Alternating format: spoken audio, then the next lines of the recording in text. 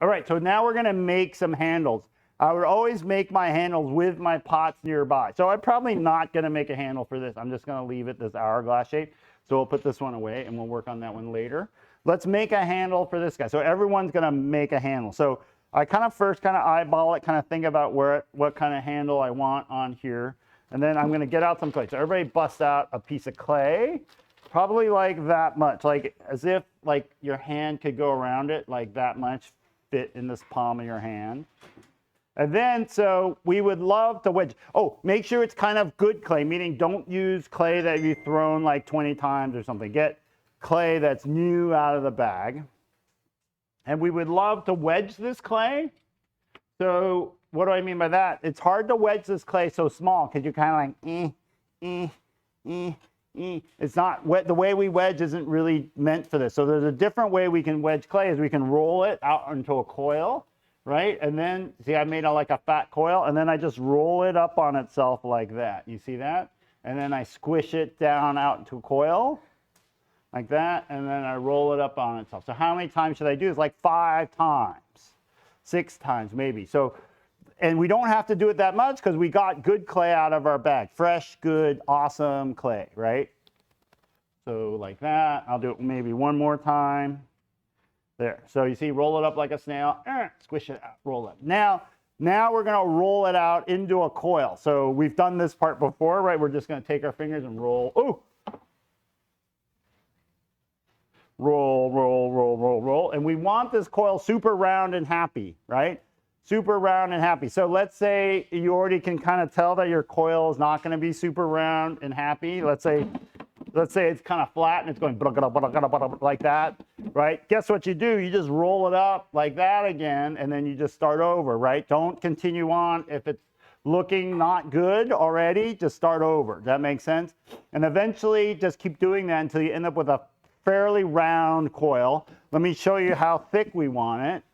Thickness and length depend on what you want to make out of, how big your cup is. So if you have a small cup, you probably want like a finger thickness, maybe even maybe a little bit bigger, or your thumb thickness. And if it's bigger, if your cup is more gianto, like raw cup, you 32 ounces, man, right? Then you want a chubbier coil because you probably want a chubbier handle, because a wimpy handle, like a thin handle, doesn't look good really on a big cup.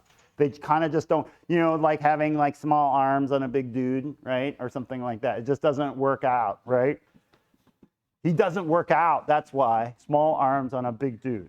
All right, so here I'm just rolling on a coil, and that's pretty good, right? That's a pretty good coil. And then what we can do is we can find something flat, as long as it's pretty round, like that. I can find something. Now, this I already know is probably too much coil, right? This is enough coil, so that's more than my hand. Let's see how I put my 2 hands together. Oh, this camera's not even on where I'm working. And it's not correct, John. So let me correct that really fast. So you see how if I put my 2 hands together, it's almost that length. Let me roll it out. I'll make it a little bit longer. So that's about enough. Half of that's probably about enough for a 1 handle. So I'm going to rip that baby in half, right? So you see how each length is about the length of my hand. Now, if you have shortish hands, maybe just compensate by going a little bit longer. Having too much coil is okay, but I just don't want to waste the other half of this. All right, so then what I'm going to do is I want to flatten this out and make it into a beautiful object. So let me get this guy out, and we're going to flatten it out using things. You could use a bat. I know we did this once before, right, to flatten. So it's the same thing so far. You're probably thinking, but this is kind of lame. It's already stuff we've seen before. So you see how I just flattened it out? So now it's a flat coil like that. So now we get to do our new thing. So here I bring over my water. See my water. And then what I'm going to do is I hold this over the top in my off hand, right? Dominant hand is free. It's going to do all the work. Off hand is just going to hang out and hold it over the top. You guys see it? So everybody put your coil like this. Flatten it out. And you can flatten it out more a conventional way just by patting it flat like that with the palm of your hand, like that. And then, so everybody, when I see everybody have their coil up in their hand like this, I'll move on to the next. So over the top, you see how I have my thumb wrapped around like that, all the way around like that.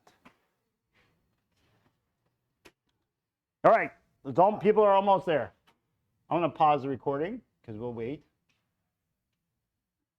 All right, so now we have our handle ready. So I'm going to dip, so everybody wait for me to do this. I'm going to dip this whole thing in water, except I don't want to get my hand wet. So if this part up here gets wet, I won't be able to hold on to it. It's just going to fall to the ground, right? It's going to get slippery.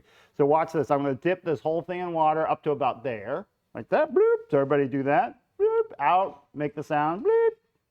And then bloop, pull it out. And then you want to take your working hand, your free hand, and go bloop, dip that in water. Oh, that feels good. Use warm water. Bloop, pull it out. So now, right, handle's wet, hand's wet, and then do this with your hands. You see that, what I'm doing? Do this with your other hand. And then what I'm going to do is I'm going to squeeze just a little bit and go down, boom, and go off the end. You see that? Squeeze just a little bit and go boom, off the end. Squeeze a little bit and go boom, off the end. Boom, boom. Right, you guys get it? Sound effects are free just to make it more interesting. Because movies, you ever watch a movie like without the sound effects? It's horrible, right? And like Star Wars without sound effects would suck. What if it's like, every time they shot the laser? That would be horrible, right? And Darth Vader without the breathing, oh my God, he would be, or if he went like that, right? That would be horrible. So you see how you take that sound effects work? You take your hand and just pinch it very lightly. You don't have to like down. You go very lightly, and there's lots of follow through, meaning you whip off the end. Whoop, right? Same pressure all the way down. Whoop, all the way down.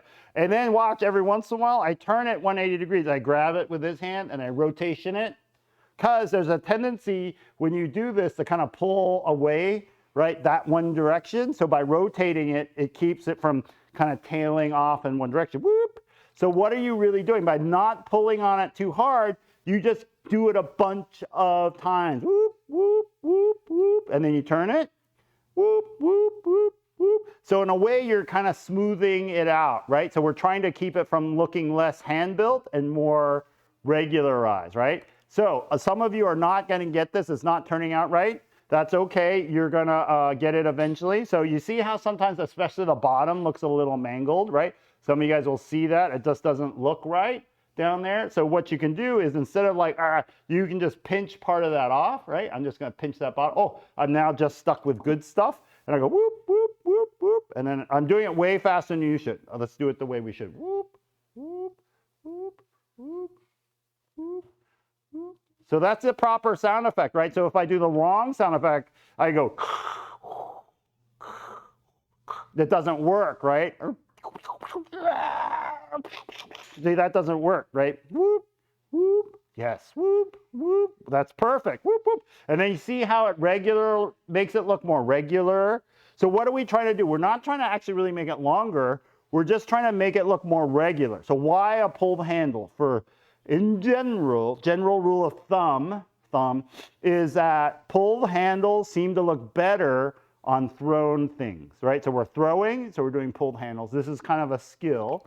Now, it doesn't really matter too much if this handle looks good, because I bet you most of you are not ready to put handles on today, right? So, but we're showing you this just so that you know. And you notice that I'm making my handles before I trim my piece, right? You want to do that. Make your handle first and then trim your piece, because this, I've added a bunch of water. It is soggy, so soggy, it won't stick. I can't even touch it. So what I'm going to do is, on my table, check this out. So watch what I'm going to do with this. See, there it is, still in the same hand position. I'm going to take this and flip this over. So you see what I'm doing? I'm flipping it over. See how it's already starting to look like a handle? Ooh, right? And you know it looks good if it already looks good. And then I'm going to take it on my table and just flip it over like that. So now what is it going to do? It's going to chill just like that on your table, and it's going to dry out, and it will dry out enough so I can handle it. Meaning, like, I'll be able to touch it without messing it. Handle it. That makes sense? So I need to let it dry while I trim. That makes sense to everybody? So make your handles first. And let's say I need to put on 2 handles, make like 3 or 4 handles, because you see it's not that hard and it's pretty quick.